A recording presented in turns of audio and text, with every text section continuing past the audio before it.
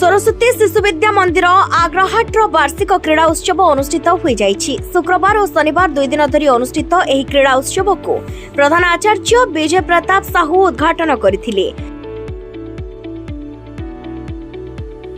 श्रीयुत विजय प्रताप साहू प्रधान आचार्य सरस्वती शिशु विद्या मंदिर आग्राहाट। एमन तो ये आम पाठ्यक्रम रही वार्षिक क्रीड़ा आ पिला माने खेलिले ही शरीर सुस्थ रहिबो, सुस्थ रहिले ही से माने पाठ पढ़ी पारे। तो से आमर ये वार्षिक क्रीड़ा आयोजन आ पिला माने एथरे किंतु भलरे भाग नियंतु आ भाग नेइकरी जेमती प्रथम द्वितीय तृतीय जेमती हेकरी पाइबे आ सेटा ही चाहूँ भलरे भलरे केमती खेल सर से पिला माने भलरे जिवो।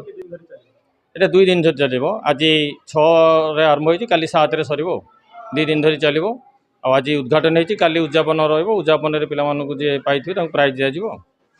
मु प्रताप किशोर महापात्र, सभापति सरस्वती शिशु विद्या मंदिर आग्राहाट।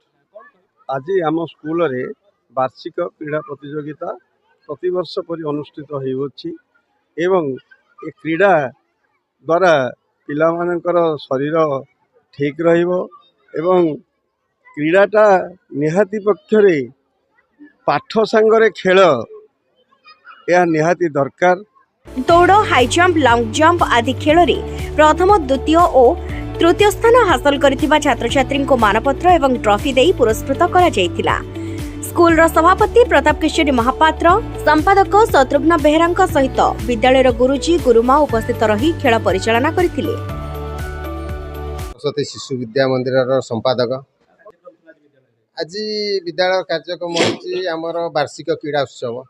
आज जेहेतु वार्षिक क्रीड़ा उत्सव आपण मानकु चलछि, स्पोर्ट्स चलछि, आपण माने देखुचंती आपण मानक सम्मुख रे पिला मानकु वार्ता एतिकी देबी जे खेल गोटे एक्सरसाइज जे कि शरीर पे आरोग्य सदा सर्वदा एटा पिलांक पाखरे थाउ एवं को पिलार कौन जहाँ सब प्रतिभा अच्छी ए खेल माध्यम ता निश्चित भाव में पदा को बाहरी आसियो।